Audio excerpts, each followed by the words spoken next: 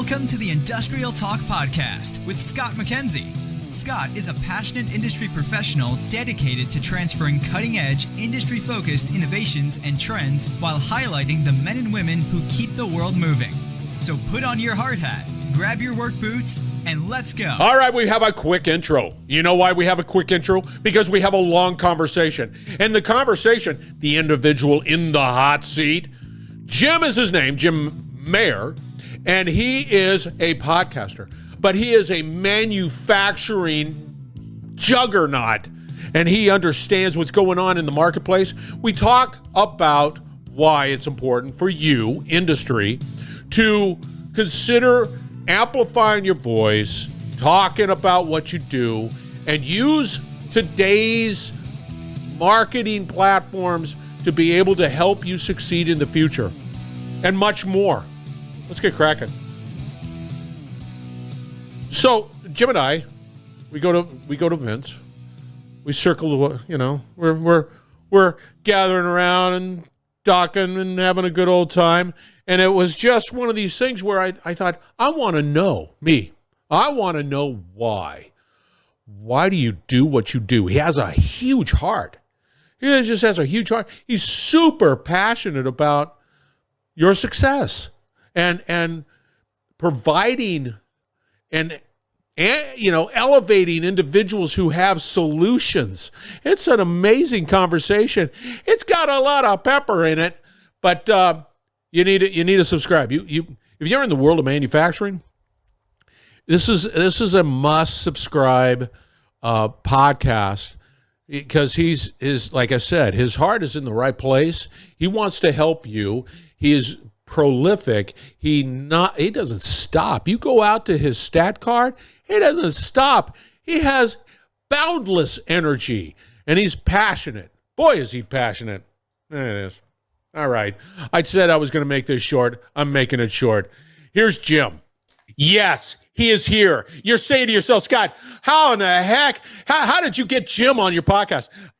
He's a nice guy. And he said, yes, I want to be on it. Jim is in the house. Jim, what do you say, man? What is the deal? Talk to us. Man, Scott, yeah. I have been a fan of just your voice for a long time now. We met in person earlier this year, but I have never had the benefit of my name being said by that buttery voice. That voice, that one right there. That was pretty magical, man. That made my day. I appreciate it, Scott. Well, it's the mic. It's all the mic. It's not it. It's technology. It's not me. I sound like Donald Duck without the mic. No, you don't. Hardly. But it is a beautiful mic. I told you that last time we talked. Man, I'm doing well. Beautiful day. I'm looking down at rocks instead of up at them. I'm having a great conversation with you. And, you're in Arizona, right? You're in Arizona, Phoenix area? Yeah, Phoenix. Yep. We are only 94 degrees today, so we're having a little bit of a little cold snap. I was doing a project in Phoenix one time, and I was staying in Anthem. I had a little place in Anthem, and doing some work for the utility company. And I remember one day, it was like 120, and I had my window down in my little truck. And I'm driving down, and I thought my skin was peeling back. It was a blowtorch, and it was so hot. And I just remember in the back of my head somebody saying, "Oh, but it's a dry heat." Oh, it's a freaking furnace. It's a furnace. So dry. It's so hot. It is. I rear-ended somebody years ago on what was at the time the hottest day that I had experienced here. It was 127 degrees outside. And my car wouldn't start. I couldn't get back in it because it was just a convection oven at that point. The guy that I rear-ended wouldn't allow me into his truck because he was that frustrated with me.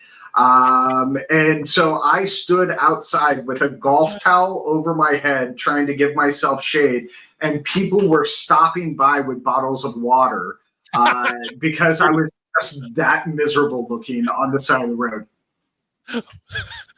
Here's the people that have the pity. Oh, look at that poor guy. Oh my God. Yeah, absolutely. Do you need water? Yeah. Do you need something? I only have. Yeah. Well, it's brutal, but it's great. It is. I mean, there's some really incredible desert up there. Oh. I love the smell of the monsoons coming in. Then you Yeah. head north toward, Flagstaff, and then it's just that desert is just full of drama. It's it's spectacular. And what a lot of people don't understand, Scott, is how diverse in topography and climate Arizona really is. I mean, we get snow 8 months of the year at elevation, all the way down to the desert where, I mean, I've seen snow twice in the 16 years that we've lived here. I've seen it snow twice in Scottsdale. In the middle of winter, we just have that random flash cold snap, and we'll get snow on the ground. Wow. Yeah, it's wild. People don't get that it gets cold in the desert in the wintertime. They think it's 100 degrees year round.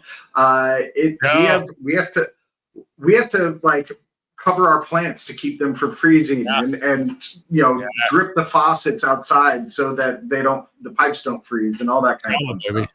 It's very dramatic. It's really pretty cool stuff. It's beautiful. It's beautiful stuff. Before we get into this, eventually when we get into this conversation about Jim and his podcast and why he does it, is we need to establish, because I don't know Jim real well, but I want to know him better. So he needs to share with us who Jim is and why he's such an incredible person. Well, thanks, man. I have been in the industry for 25 years ish. I left college after a semester. It didn't work for me. And I floated between retail and restaurant jobs and finally landed in construction. Had to learn a trade, as my dad told me. I had to have something that gave me insurance, really was a big deal. And I had missed the entrance timing for the machinist program at the community college where I was living. So I learned how to build houses. And I did that for a number of years up in Northwest Colorado, Steamboat Springs area, another beautiful corner of the world. A really rough place. Nothing like having your boss call you at 6 a.m. and say, there's more than 6 inches of snow. We're having a powder day today, which just meant we got paid to go ski. And that was amazing, right? That was, but I ended up falling off one too many roofs. We didn't follow a whole lot of great OSHA practices. I won't mention the name of the company I worked for. But I fell off a lot of roofs. Let's just put it that way. And so one of the guys, it's dangerous. It is. I mean, you look at some of the pitch, some of the home. I don't even know how they stick to the side, how they even roof it. I don't know. Yeah. Well, and that was the thing is, we had. You have to have the snow shed off the roof, right? So it has to be at a great pitch. Anyway, so fell off a lot of those. I'm standing in the covered area, the dried out area for this job. And my Fastenal rep came in and said, hey, why are you doing this? You're killing yourself. You need to go sell the supplies that you use every day. And I said, I don't know how to talk to people. He goes, BS. I've seen you talk at the bar. I was bartending at nights at the time. He goes, I've seen you talk to people at the bar. I know how you talk to people. Just do that, and sell, hammers and construction supplies. And I said, sure. So I applied for a job. I ended up in Long Beach, California, with Fastenal. Used to live there. Another really lucky place to have lived. One of the most beautiful beachside cities that I think exists, that also has a major city tied to it. So was there, worked in the harbor, the LA and Long Beach harbor, and that's when I walked into my first machine shop, West Coast Aerospace. And I felt instantly at home, Scott. It was the sights, the smells, the sounds, the people. I was back home. I was surrounded by the people that I needed to be surrounded by. So my branch, we changed the way that we sold. Instead of selling construction supplies and nuts and bolts, we focused on machine shops and getting machine shops in the Wilmington, Long Beach area set up with the supplies that they needed. And we saw a lot of success. I was there for a number of years, ended up leaving, went and worked for Keyence, sold go no go sensors in the factory automation space for them. Yep. Before I was recruited back into distribution by MSC Industrial.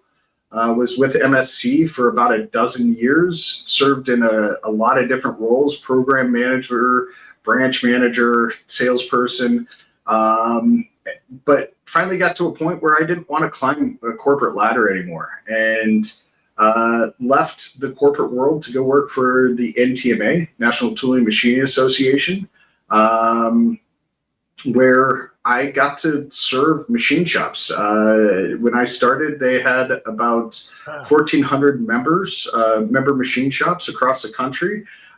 We set up networking events for them, programs on how they could operate more efficiently. It's a great nonprofit trade association, and was there for a couple of years. I was their director of communications and marketing and events there.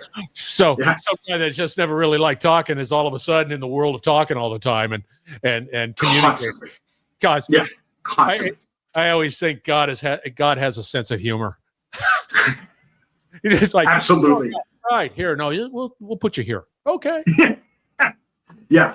And so while I was at MSC, I had gone back to school. I got my undergrad, got an MBA. For my MBA, I had built out a program. It's basically a talent acquisition, talent management for manufacturing. At the time in 2015, 2016, we were seeing a huge surge of these companies that were doing employee engagement tools and employee engagement surveys as a software platform. But every single one of them was geared towards white collar desk employees. And I didn't find anything that really focused on the deskless, the front line, the people who are in the field, whether that's a trades job or a healthcare job or a restaurant job. There wasn't anything really out there taking into consideration the unique needs of trades people.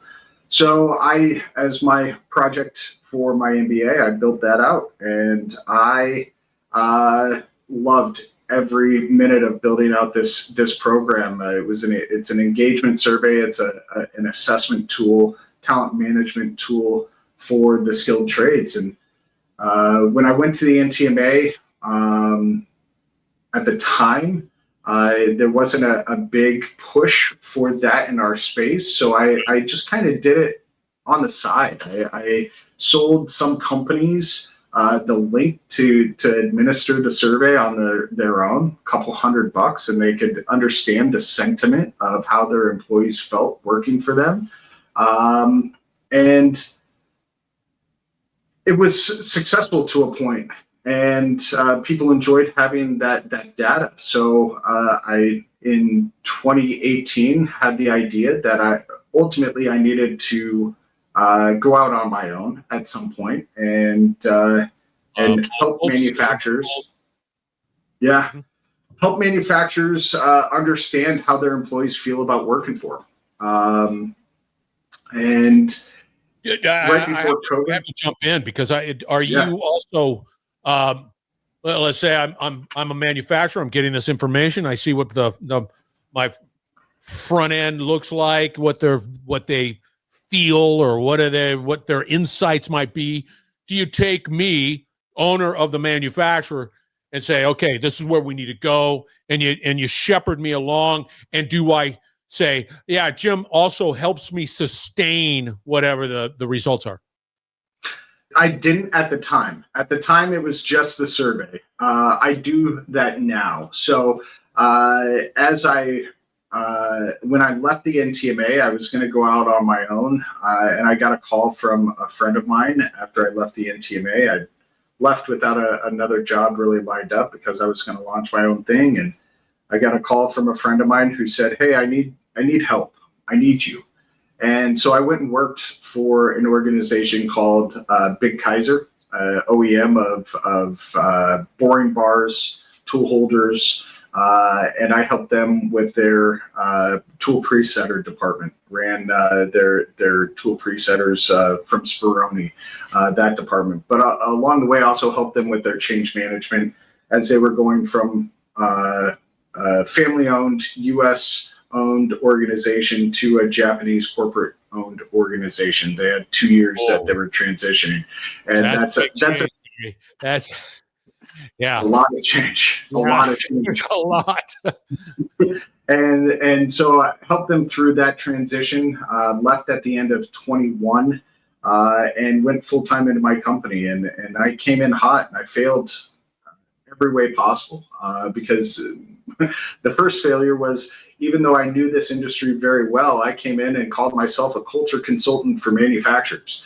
Scott, you and I both know that manufacturers hate two words more than any two words, and one is culture and the other is consultant. And so I set myself up to fail from word So go.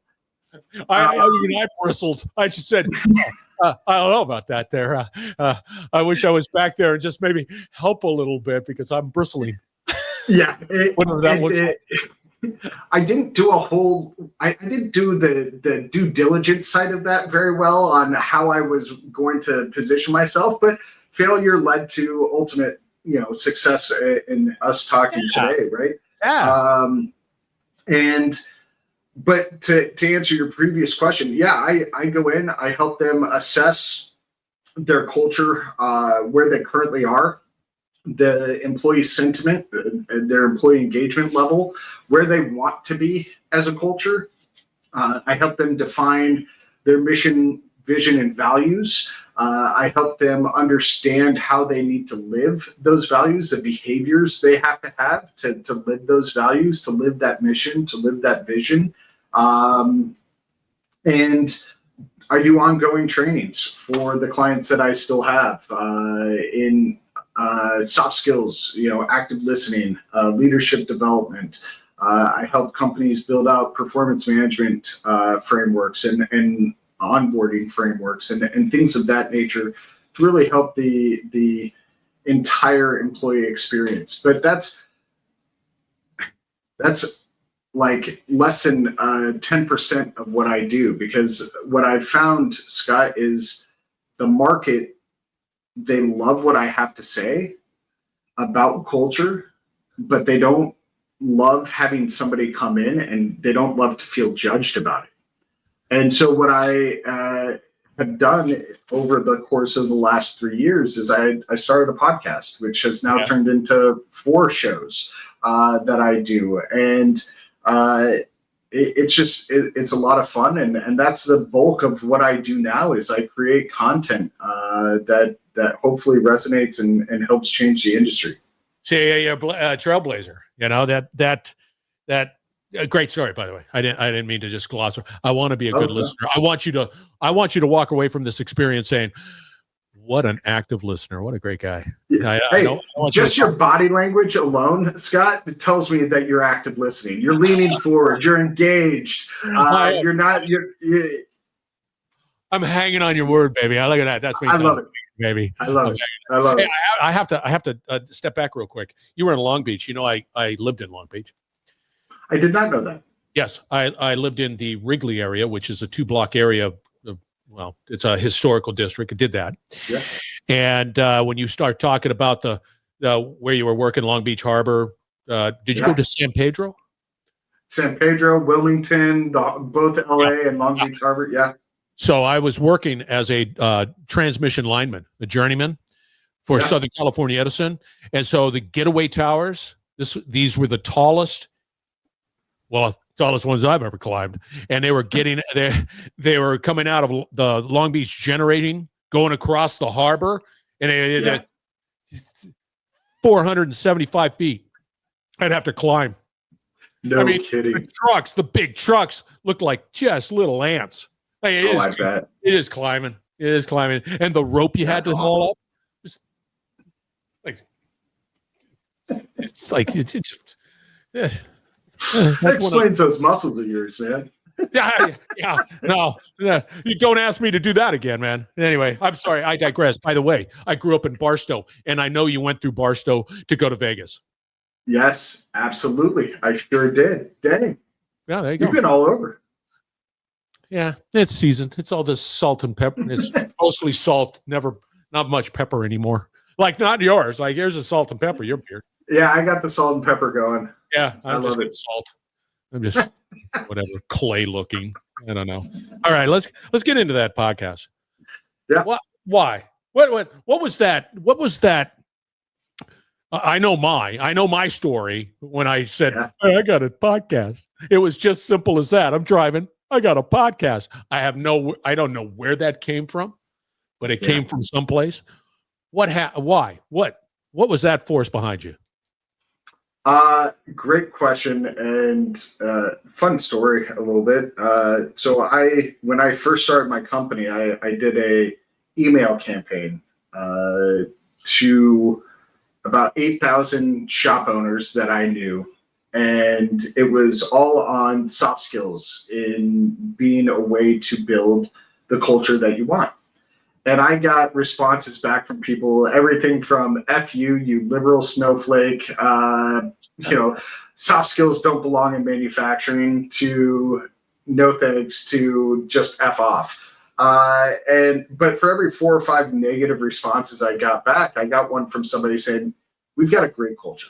Here's how we do it. Here's what we do. Here's how we treat our people. And I started calling these shops and hearing their stories. And they were typically second generation or third generation shops, or they were acquired in some way, shape, or form. And the owners wanted to ensure that they had the workers that they needed and that they had a pipeline of future employees. And so they were doing the right things. And I was at an event in the fall of 21 or fall of 22, I apologize, the WIM Summit in Atlanta. And I was telling a friend of mine these stories, and she loved hearing them. And a couple of weeks later, she called me back and she said, hey, you know what you have to do with this? And I said, no, what? She said, you need to start a podcast. And I said, the F I do. I am not a podcaster. I'm not talking to anybody. I want to talk. I am not a podcaster. And she said, you tell companies and people all the time that they need to be comfortable being uncomfortable. This is your turn to be comfortable being uncomfortable. I said, dang it. She used my own words against me. And pardon me. So I bought a URL and did some research on podcasting and what I needed. So I bought a cheap microphone that I still have today. I bought these headphones that I still have today. Invested in this inexpensive podcast platform, recording plus hosting platform called Alitu. And I bought a URL for a couple bucks on GoDaddy and didn't know what else to call the podcast. So I called it the Manufacturing Culture Podcast. How more on the nose could you be than that? Right. And so I bought a URL, got the equipment, announced it on LinkedIn. And quickly, I had 60 some odd people respond and say, I want to be part of this podcast. And when I had been doing my research, I found that there were, I found that there were something like 4 million podcasts on Apple that only had one episode. I found that the average podcast, there's so many out there, and the average podcaster only lasts 11 episodes before they give up. So I decided that I was going to do 12 episodes. I was going to take 12 of those 60 something people, and I was going to start a podcast and just do it for 12 episodes, 3 months, 12 weeks, Nobody was going to listen to it anyway, so it wasn't going to be a big deal. 1 hour a week, I would record. I didn't know how to edit, so I didn't. And so I just recorded my first episode with a dear friend of mine, Kristen Carlson, out of Western Mass. She got me marked permanently explicit on Apple Podcasts because she cussed over the allotted amount of times to be able to select it myself. And I was off to the races. And so record, release, no editing. But somebody listened and they emailed me on LinkedIn and said, hey, we just changed the way that we led a meeting today based on your interview that you did last week. And I said, oh, fuck, it worked. Like somebody listened and they changed the way that they operated based on the words of my guest. I said, now I have to keep going. So that was 122 episodes ago, Scott. And here we are, still making the show. Along the way, I found that I had multiple audiences. I had some guests on that were talking about solutions and, whether it was hardware, software, tools, technology, that kind of stuff. And but my returning listeners, my heartbeat of the show, they weren't listening. I was getting new listeners, but my returning listeners weren't listening. So I started reaching out to those returning listeners and asking them questions like, why aren't you listening? And they said things like, well, you're talking about solutions. I don't want solutions. I want to hear somebody's story. I want the profile. Yeah. And I reached out to some of the people who were engaging with the content that highlighted the tools and technology, and asked them questions like, how did you find us? And, well, we've known about you for a while. We just don't give a about somebody's history and their journey in the industry. We have X problem and we need a solution. And so I then started the Manufacturing Connector YouTube channel, which is a show that highlights tools and technology. And so I have software companies, I have hardware companies come on, I have automation companies come on, I have service providers, recruiters, things of that nature come on, and they talk about their processes and how they solve the problems that the industry has. Then got a wild hair up my butt. I have to sort of jump in here. Don't you think it's all great to talk about process? It's all great to talk about the technology. Sometimes it can be a little, shall we say, dry, and it doesn't minimize or the importance of it. How do you, in your head, Jim, take that topic and create something that's entertaining, something that's engaging?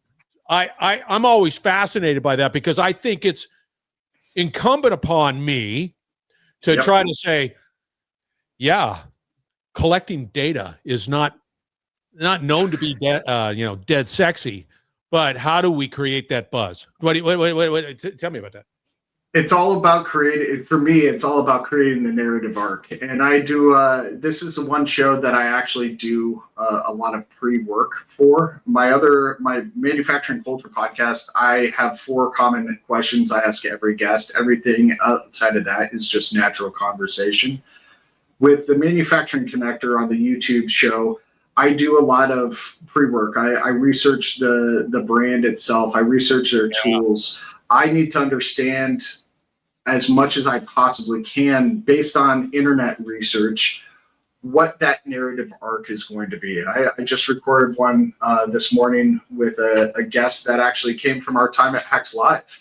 And that'll be a fun one to get out there. It's all about NDT testing and software that helps with NDT testing inspection, but which is a very dry topic, right? I mean, how do you make how do you make that exciting?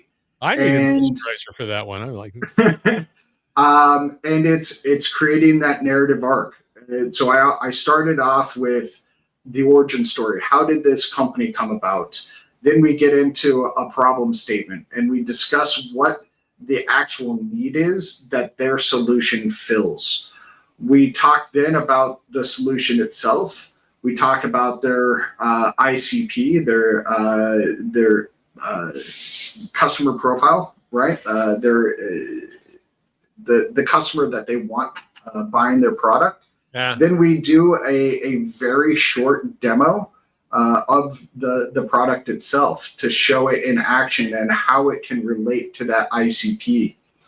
From there, we talk about the broader implications that this has within the industry. How can this help with, in this case, with the software on NDT?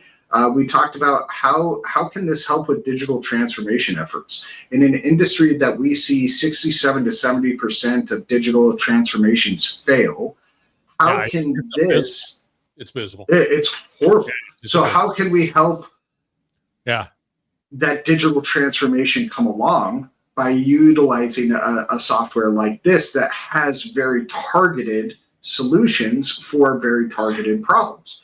And then we wrap it up by talking about the human element, right? How does this tool or technology that we're talking about help with knowledge transfer from one generation to the other? How does it help with the lives of the people on the floor currently? And so we make this whole narrative arc throughout. And then at the end, I ask my guests what I haven't asked them that they want to share. Yeah. Yeah. And that's always the magic question, right? So that's the way I try and make it as sexy as possible. Don't you think that when we start talking about 70% of all digital transformation initiatives fail, and it can define what failure is. It's complete another cave-in versus not achieving what they had designed, whatever the term failure represents. But don't you think it's always, and I have on my little form, what's the biggest roadblock? And 999 times out of 1,000, it's people. It's never the technology, never. It's always the people, and to be able to get them rowing in the same direction, whatever it might be. It's always the case. Well, Scott, and I've repeated this, and you might have actually heard it at either Hex Live or MD&M. People hate change that's forced on them. People love change that they help author. This whole idea that people hate change as a blanket statement is so false, because if that were the case, there wouldn't be a travel industry. There wouldn't be a restaurant industry. There wouldn't be a fashion industry. Yeah. People love to change. They love to cut their hair, trim their beards, change their clothes. They love the uniqueness of it. Yeah. But what all of those things have in common is people author the change. It's not forced upon them. That's brilliant. That's insightful. So when we look at change, in terms of digital transformation, it's typically the failures that we see when we have, whether that's a presetter sitting on a shop floor under a dust tarp, like $100,000 paperweight, or we've got ERP systems that are barely having the capabilities scratched at the surface. Whatever that is, it's because the owners and leadership of these shops go to these trade shows that you and I both go to all the time, and they invest in these technologies and come back to their shops and say, you know what, you're going to use this. And people are like, the FIM, I don't need that. I can solve my problems here, here, and here. Where I really need help is 1, 2, 3, not X, Y, Z that you think I need help in. So if we spent more time as leaders going to the shop floor and saying, hey, I've identified this area needs to be improved, whether that's scrap rate, whether that's OEE, whatever that metric that we're chasing that needs to be improved upon. If we go to the shop floor and say, how do we do this? Is there technology out there? that does this. I do an exercise, Scott, and sorry to rant, but I do an exercise. It's not a rent-free zone, man. I mean, you can rant away. No, I do an exercise with shops that I work with called Shop Floor Shark Tank, where I divide the company up into groups based on department. No two people can work in the same department. So every team has people from different departments, and they have to talk about their biggest issue in their department, and they have to sell their issue to their team. And collectively, they pick one issue and one solution, and then they have to pitch it to the owner and to me. And the owner has to guarantee that the winner will be implemented within 30 days. And the amount of ideas, Scott, that we get out of this is unbelievable. Oh, I can only imagine. And what you're doing is you're pulling in. You're saying, hey, I want to hear what you have to say. I want your insights. I value your opinion. Yep. What a novel concept. When's the last time you were in a shop or a facility, a large facility, and you saw an actual suggestion box? We don't do that anymore. No. Yeah, because you know why? Because the ones that did it never really looked in the suggestion box. They were just suggestion box. They didn't. Nobody's going in there and saying, "All right, looks like Jim has a suggestion." Oh, whatever. I can't. Exactly. That's pushing rope uphill. I can't do it. Yep. Yeah. And so we do this. And so we bring the authorship to the teams. And if owners, if leaders in this space did that more before they went to a trade show, they would come back with technology, digital transformation tools that actually stuck. Yeah. That's brilliant. I like it. I put, I have a notebook here and I wrote it down. I thought that was pretty brilliant. Another thing that's brilliant. Man. Yeah, no problem, man. I'm not going to run. I'm definitely not going to run with it. I'm just going to say, hey, Shop Tank. It's a shop or Shark Tank. I like that. Yeah. And it's another thing, right? All the organizations you ever been to, all of them, I myself included, right? We've been to a number of organizations. Has any organization saying, I love our ERP. I love it. I think it's fantastic. Whoa. Right. I love our legacy systems that are all connected in some way, shape, or form. Not one. Not one. Can we do better? Can we do better than that? Absolutely. I think the technology once again is getting to a point where when I was with PwC and we were deploying systems way back when, those systems weren't user friendly. Nobody really talked about the GUI and why the GUI needs to be a little bit better designed. No, nobody. It's like this is what you get. Whether you like it or not, I'm going to force feed it down your throat. No, nowadays it's better.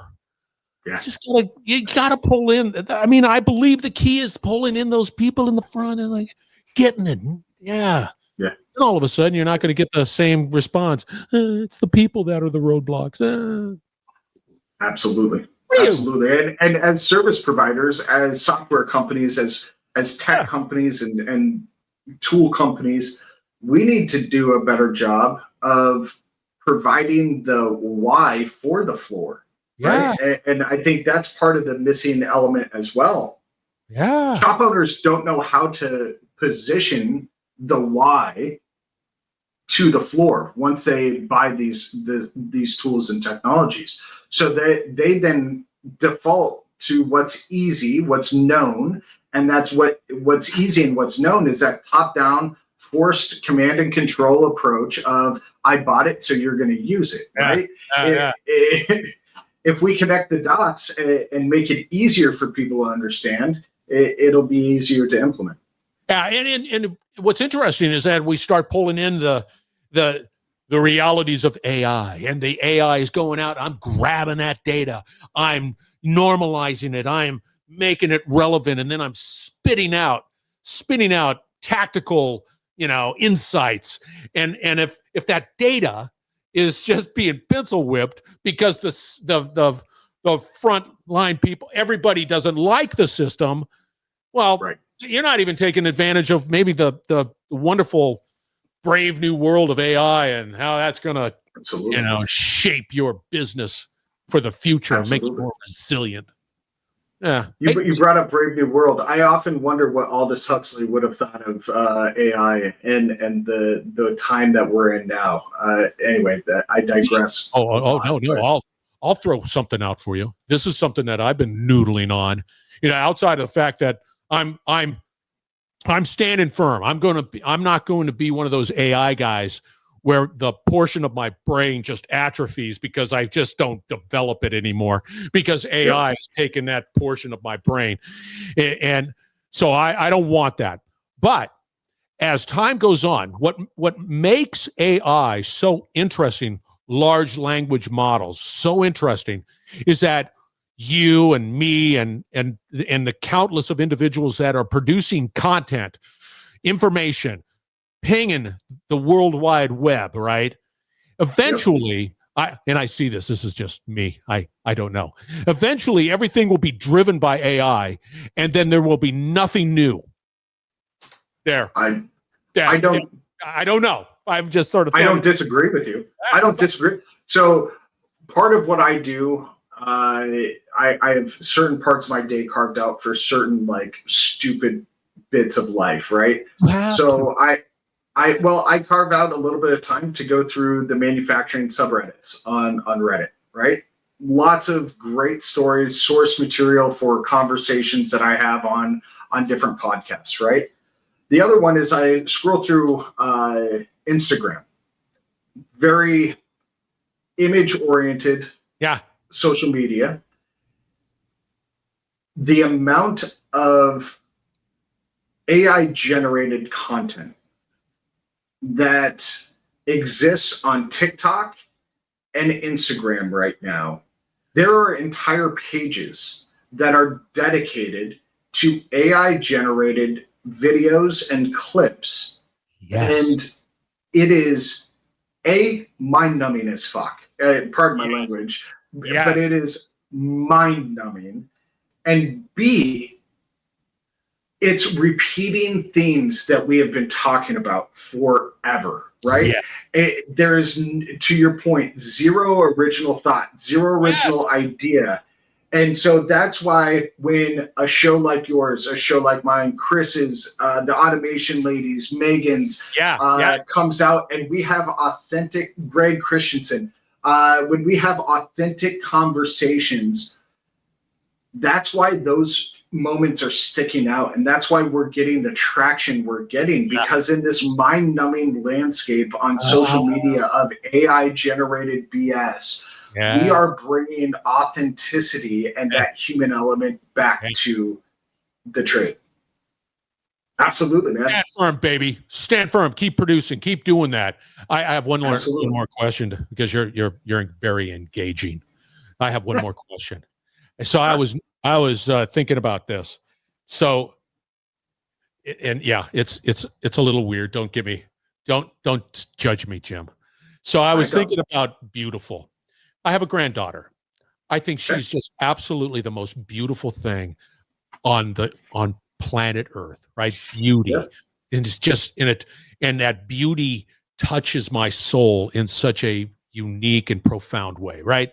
And then there's other, the mountains, beautiful. You just sit there and you drink it in and you go, man, that's beautiful. I'm different because of that, right? Can industry be beautiful? Oh, without a doubt.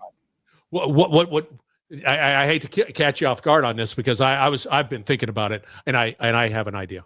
But go ahead. Tell me what I've got, and you can't see it, but I've got the mural it's up there. It's I don't know if I can pan up. The mural out of Detroit, right? Yeah. To me, that's industrial beauty.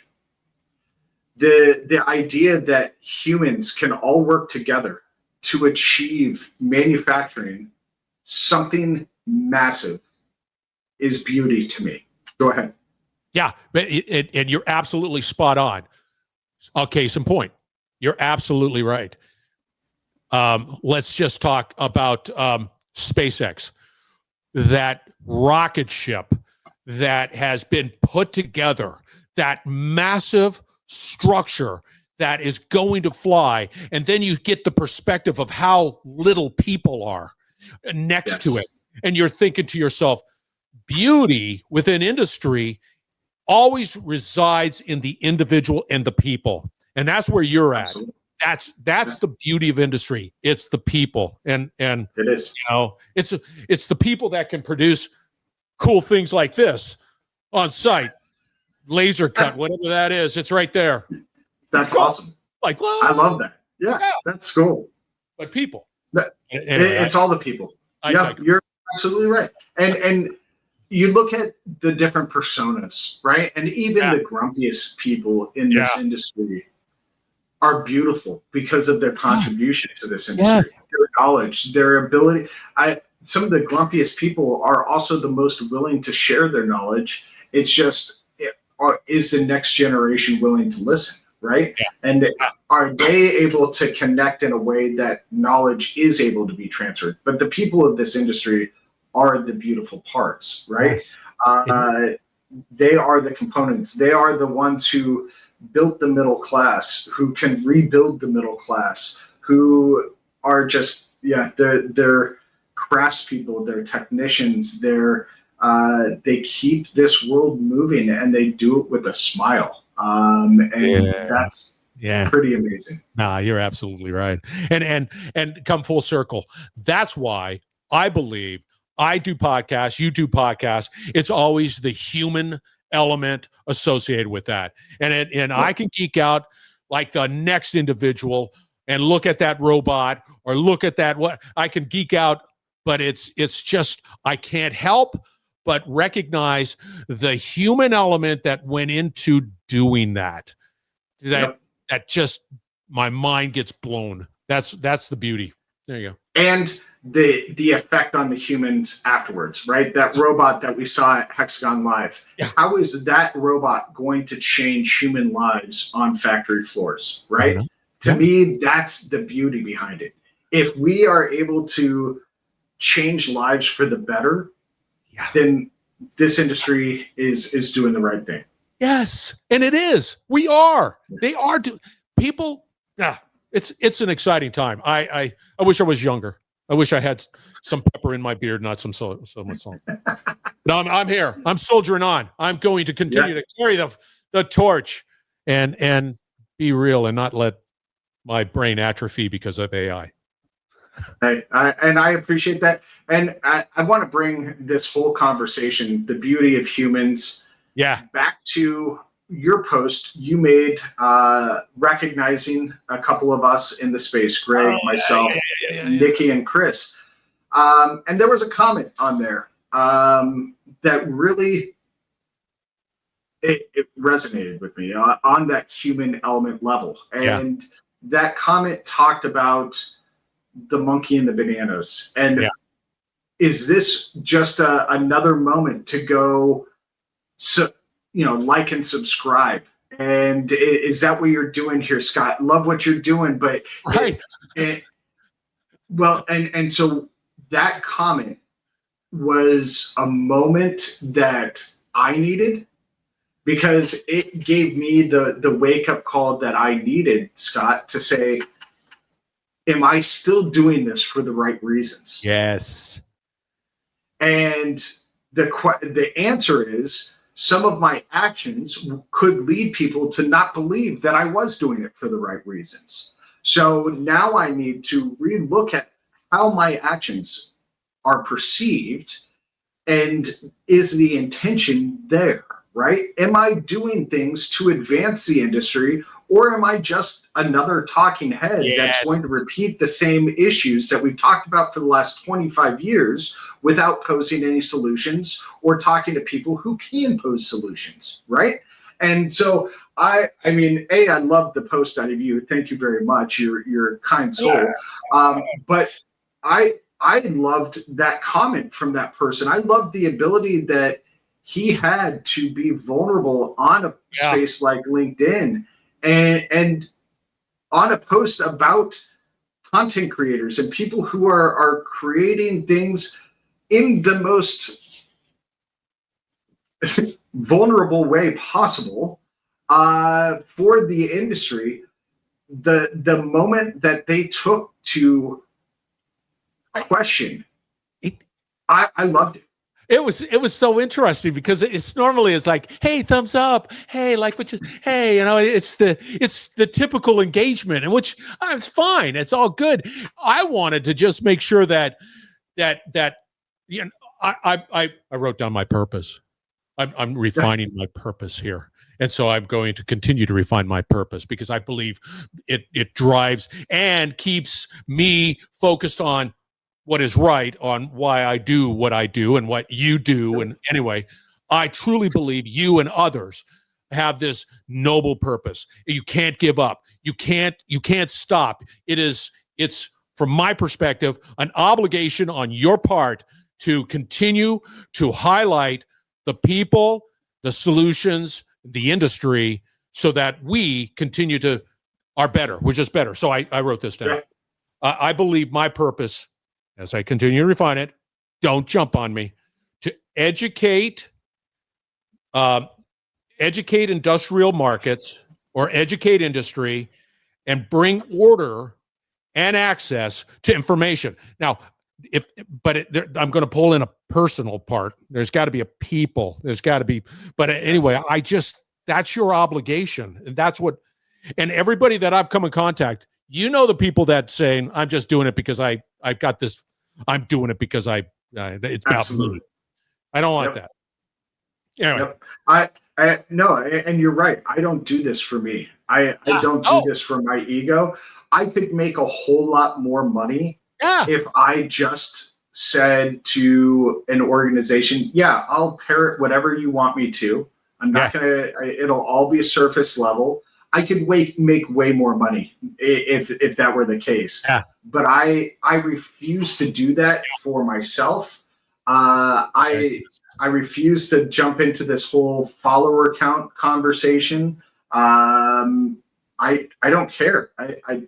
I'd rather build a community of people and have that community be connected with me and me feel the ability to be vulnerable in front of that community than have people who follow to allow myself to have clout and ego. It's two different sides of the same content creator coin.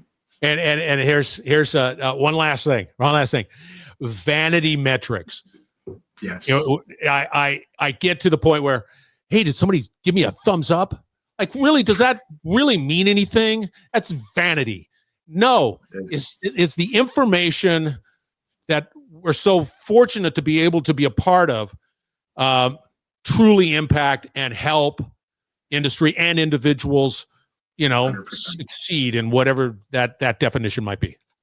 100%, man. And if you've ever watched The Social Dilemma on Netflix, the documentary called Social Dilemma, it talks about the chemistry that goes into why people crave that thumbs up, the like, the comment, the engagement.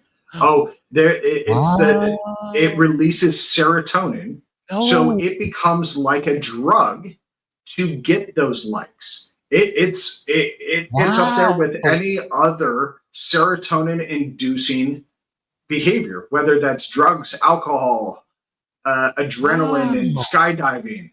It's the same chemical response inside your brain that you crave, and that's why people crave those thumbs up. That's why. What's the name? It's called The Social Dilemma. I agree with that. Oh, it's mind-boggling, and what you'll find in there is the person who created. So that it's a documentary about social media, how it impacts young people, right? Which is terrifying in its own right.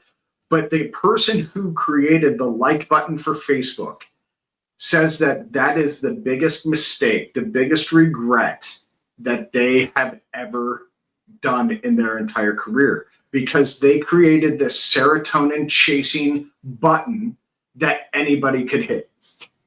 Kablammy, man. That just blows my mind. We know intuitively, because we're in, shall we say, we're in it, we do it, and it's what is available for us to be able to sort of tell that story. But I didn't know that. That's mind blowing. Yeah, it's wild. So watch that, and then come on my show, and we'll talk about the social dilemma on my show. How's that sound? Okay, I'll do that. Will I get depressed? Will I be? No, it's informational. I mean, there will be moments that you're like, all right, this granddaughter of mine that I find to be so beautiful, let's have a talk about social media in a couple of years. I like it.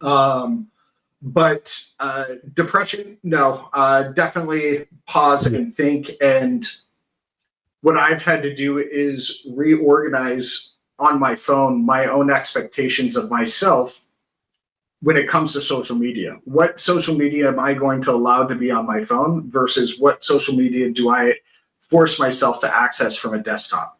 Because if I have it on my phone, I'm going to get those notifications about likes, comments, etc. Yeah. And do I need that driver every moment of my day? When I'm at a trade show, when I'm at an event, do I need to then look at that?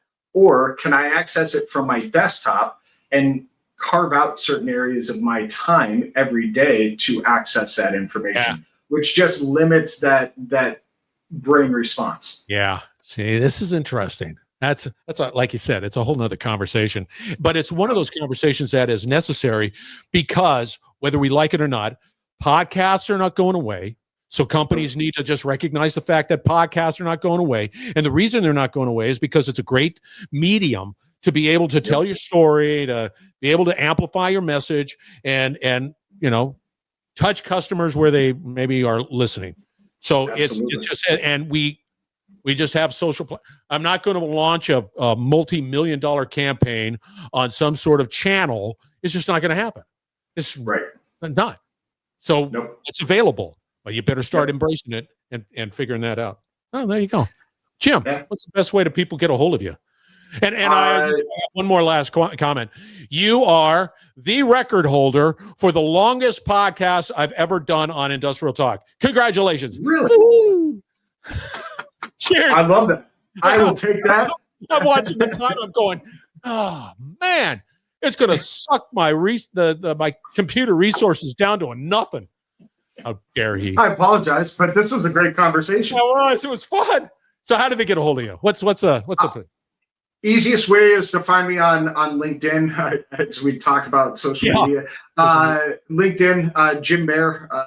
I'm in a bucket full of orange ping pong balls or a bathtub of orange ping pong balls on LinkedIn. Yeah. They can also reach out to me on my website, themfgconnector.com.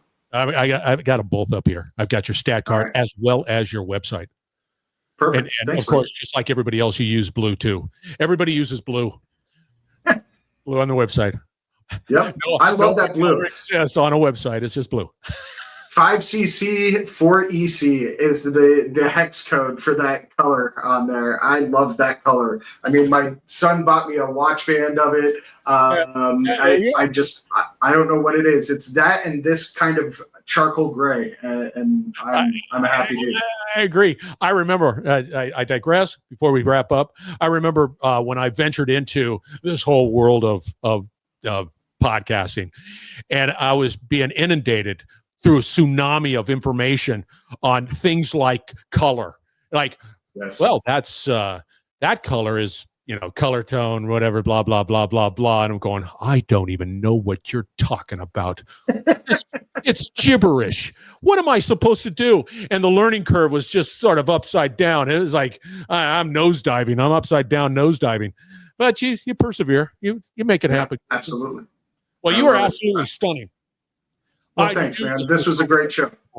not going to disappoint. All right, listeners, we're going to wrap it up on the other side. You're going to have all the see, this is a must contact. We're going to have it all out on Industrial Talk. His stat card, his website, his everything that you can possibly, even his, I'm going to get your, I think I have your link to your podcast. So I'm going to have the link out there too. Subscribe. Got it, man. All right, listeners, we're going to wrap it up on the other side. Stay tuned. We will be right back. You're listening to the Industrial Talk Podcast Network.